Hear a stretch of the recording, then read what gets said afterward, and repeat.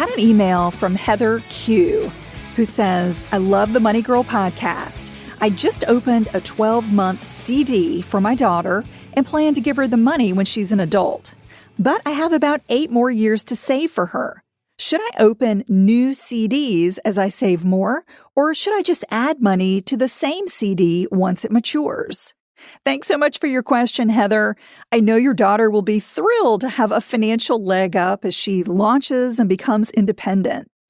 If you also have children or are thinking about starting a family, it's essential to get familiar with strategies and accounts that make it a little easier to save and invest for your kids. So if that's you, I hope you'll stick with me.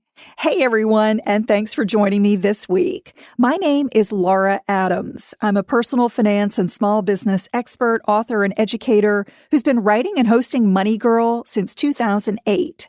My mission is to help you get the knowledge and motivation to prioritize your finances, build wealth, and have more security and less stress. If you're a new listener, I am so glad that you found the show and hope you'll stick around by subscribing. And I also want to mention that we always publish the show notes. They're over in the Money Girl section at quickanddirtytips.com. If you want to look for this show, it's episode number 680, called 6 Ways to Save and Invest Money for Kids. I'll answer Heather's question by reviewing 6 savings options you have for kids and the pros and cons for each one. Plus, I'll discuss when to begin saving for a child's future and how it should fit into your big financial picture.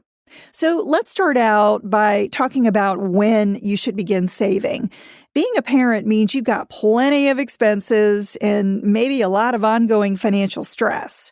You definitely want the best for your children, but you also need to make wise decisions for your own future.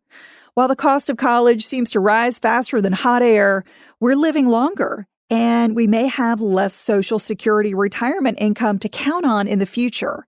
That means you likely need a bigger nest egg than you may think. My point is that you should never forego saving for your own retirement to pay for a kid's college or any other significant expenses that come with having kids. Instead, create a financial plan that includes your retirement and savings for kids as soon as you start a family. The sooner you begin saving for short and long-term goals, the less stress you'll feel in your budget and also the less stress you'll feel emotionally. If you get a late start saving and you just can't afford to pay for a child's education or a car or any other big expense that they may want, don't feel guilty about it. Remember, putting retirement first is in your entire family's best interest. If you sacrifice your financial security for your kids, you may find yourself relying on them to support you in your old age. While it might seem cold-hearted for a parent to refuse to pay for a child's education or any other major expenses, don't forget that kids have options, and especially when it comes to paying for college, like working, getting scholarships, and taking out federal student loans. Remember, there are no loans or grants or scholarships to support you after you stop working in retirement. If you're less than 20 years from retirement right now and you have not reached at least 80% of your savings goal, I want you to stay exclusively focused on building your retirement nest egg. Again, shore up your financial well-being first, even if that means saving nothing or less than you'd like for your kids. Ideally, you should regularly save at least 10 to 15% of your gross income for retirement before saving for your kids. You might end up with a surplus of retirement savings, and in that case, you could always help a child by paying off their student loans or any other debt they may have down the road.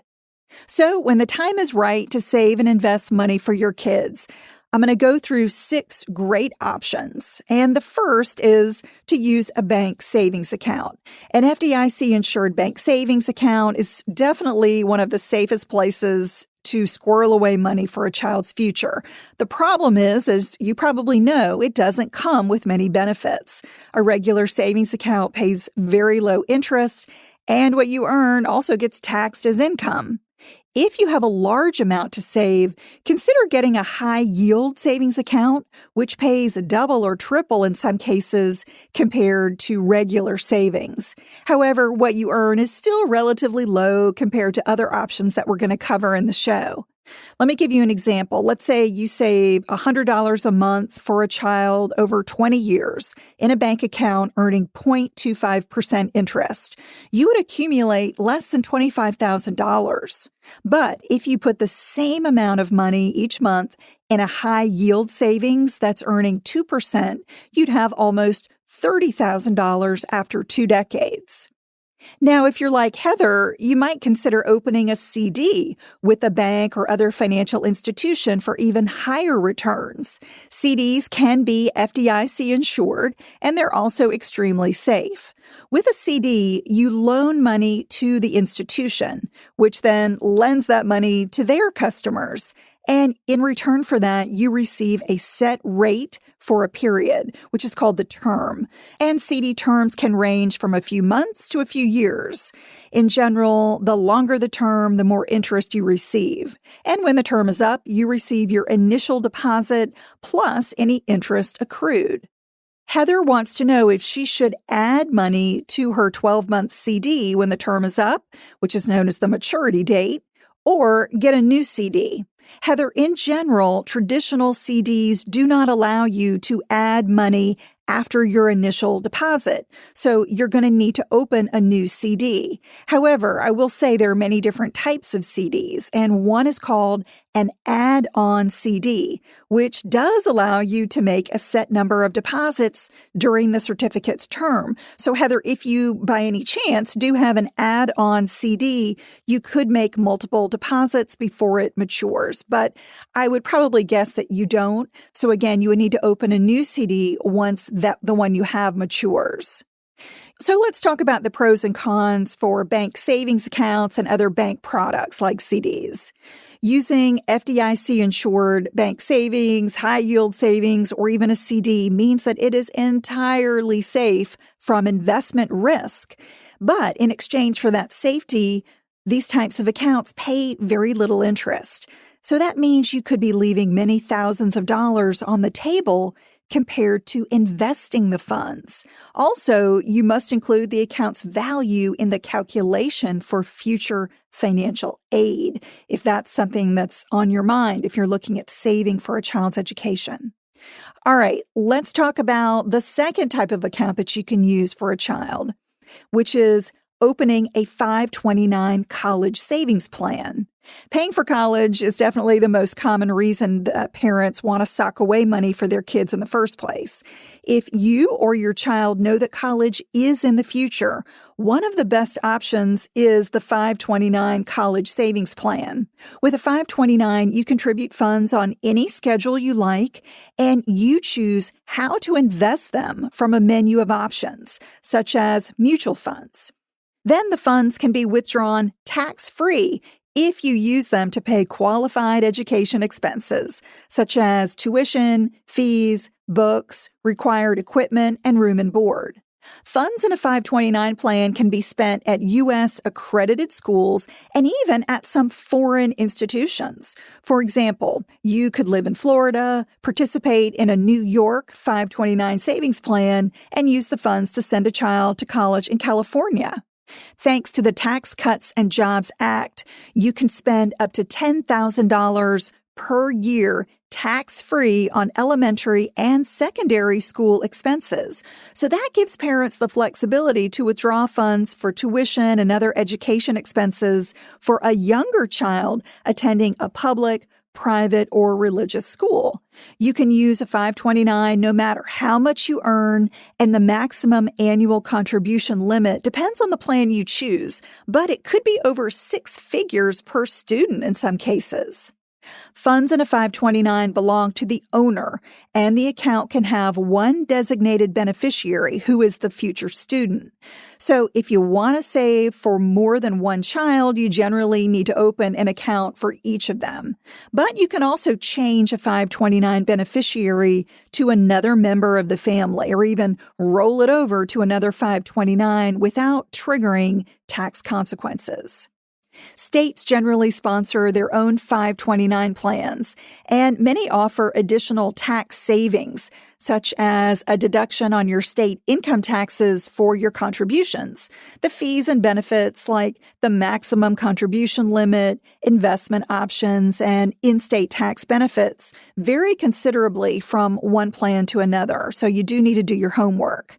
To sign up for a 529, you can go directly to the plan manager, you can use a financial advisor, or you can start doing your homework at sites such as savingforcollege.com and collegesavings.org. Okay, now let's cover the pros and cons for 529 plans. Due to the benefits that you get with a 529, such as the tax advantages, flexibility, and high contribution limits, it really gets my vote as the best account to save for a child's education. Additionally, your 529 distributions get favorable treatment because they are not considered income in the calculation for financial aid. The main drawback is that if you use a 529 for non-qualified education expenses, you will have to pay income tax plus a 10% penalty on those withdrawals. So you never want to put more in a 529 than you estimate your child will need for their total education expenses. Also, note that you can't start funding a 529 until your child is born and has a Social Security number. All right, moving on to the third account you can use to save for a child, which is to enroll in a 529 prepaid tuition plan. So this is different from the regular 529 savings plan. And it's great if you want to save for a child's education without taking any investment risk. So these prepaid plans allow you to save money by locking in today's tuition costs for the future. Prepaid plans are offered by certain institutions and 9 states, including Florida, Maryland, Massachusetts, Michigan, Mississippi, Nevada, Pennsylvania, Texas, and Washington. And there's also a national private College 29 plan that you can use no matter where you live. Again, to lock in tuition at a future rate at about 300 private colleges and universities across the country. When you open a prepaid plan, you must name your student who is the beneficiary, but you don't have to pick a school until your student is ready to enroll. You can even change plan beneficiaries if you have another potential student in the family. And you can even have a 529 prepaid plan and a 529 college savings plan for the same student. Your prepaid account would pay tuition, and your savings plan could be for other qualified expenses such as room and board, books, supplies, and computer equipment. Okay, now let's cover the pros and cons for the 529 prepaid plan. The prepaid plan does not require you to choose investments or be subject to market volatility. Also, it's not a factor in the calculation for financial aid eligibility. But the major downside to a prepaid plan is that if the beneficiary wants to attend a school that accepts a portion or none of the funds, you will have to pay the tuition difference out of pocket. In other words, there's a risk that you might not get the total value of the plan depending on where your child ends up going to school. Like with a 529 savings plan, you must pay income tax plus a 10% penalty on any funds that you spend on non-qualified expenses. And you do have to wait until your child is born and has a Social Security number to set them up as a prepaid plan beneficiary. All right, let's move on to the fourth account, which is a UGMA or UTMA account. And this stands for Uniform Gift to Minors Act or Uniform Transfer to Minors Act. These accounts are great if you want to save money for a child for non-education expenses. In most states, minors cannot own investments and financial products in their names because they're minors. So that means that parents can't just give investments or transfer assets to a minor child without first creating a trust. And the most common trust for minors is a custodial account known as a UGMA, again, Uniform Gift Gift to Minors Act, or it might be, depending on where you live, UTMA, the Uniform Transfer to Minors Act. These allow investments for minors, such as mutual funds and real estate, to be held in the care of an account custodian. And you can set up one of these custodial accounts at most banks and brokerage firms like Fidelity or Vanguard. Then you can make withdrawals to cover expenses that benefit the child. And when the child becomes an adult, usually at age 18 or 21, depending on where you live, the trust assets automatically transfer into the child's name. All right, pros and cons for these accounts. The main benefit of using a UGMA or UTMA account is that you can give a child as much money or assets as you like. There are no annual limits, and you can also withdraw funds at any time for any reason. A portion of the account's investment earnings does get taxed at your child's income tax rate, which can reduce taxes. Now, the downside of these custodial accounts is that once the child reaches the age of majority, parents have no control over how the child spends the funds. Also, custodial accounts are considered an asset of the child, which means they're a more significant factor in the calculation for financial aid than if the funds were owned by a parent. All right, the fifth account you can use to save for a child is a life insurance policy. An often overlooked way to protect a child's financial future is to purchase life insurance. This is a contract that pays one or more beneficiaries after the policyholder dies. And there are two main types of life coverage. You've got term and you've got permanent policies. A term policy pays a cash benefit if you die within a specific term, such as 10 or 20 years. And a permanent policy would cover you no matter when you die, and it may also accumulate a cash value. You can tap the accumulated value or allow it to grow for a child. If you're relatively young and healthy, a $500,000 20-year term life policy may only cost less than $20 a month. So it costs much less than you might expect. And it's wise to cover both parents, especially if one is an at-home caretaker. Remember that if a stay-at-home parent dies, the cost to replace them would be significant. If you get life insurance through work, it may not be enough. You want to review what you're getting. Most companies offer coverage in an amount equal to 1 or 2 times your annual salary. So depending on your financial needs and your family size, having life coverage in an amount equal to 10 times your income is a much better rule of thumb. Also, remember that if you leave your job or you get terminated, your life coverage ends. Since you can have multiple life insurance policies, it's smart to always maintain your own coverage in addition to any policy that you may get through work. You can get free quotes at sites like effortlessinsurance.com and policygenius.com. All right, here are the pros and cons for life insurance.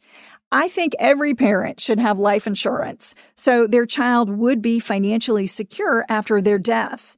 The beneficiary would receive a lump sum payment from a term policy or get an amount plus additional cash value with a permanent policy. Now, the downside of life insurance is that it typically does not provide a benefit until the policyholder dies. So that may not be beneficial to the child unless you die. However, if you have a permanent policy that builds cash value over time, you could tap it to pay expenses for a child, such as education or a vehicle.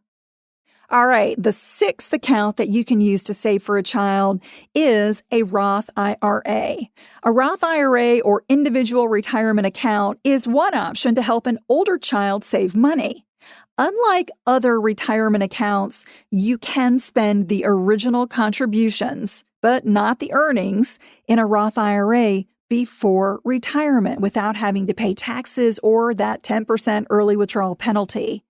Contributions to a Roth IRA are not tax deductible. You can only add money on an after-tax basis up to an annual limit. You choose how to invest the balance using a menu of options, such as mutual funds. Many people don't realize that kids can have an IRA, even minors, if they have earned income from a part-time job or self-employment income.